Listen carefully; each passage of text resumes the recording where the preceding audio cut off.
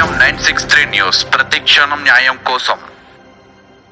ప్రజావాణికి పోటెత్తిన జనం.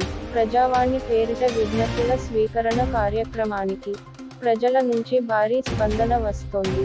హైదరాబాదులోని జ్యోతిరావు ఫూలే భవనకు ప్రజలు పెద్ద సంఖ్యలో తరలివస్తున్నారు.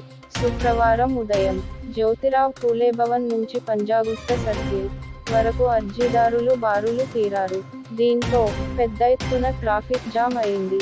ఆఫీస్ సమయంలో కావడంతో వాహనదారులు అసంతృప్తి వ్యక్తం చేస్తున్నారు.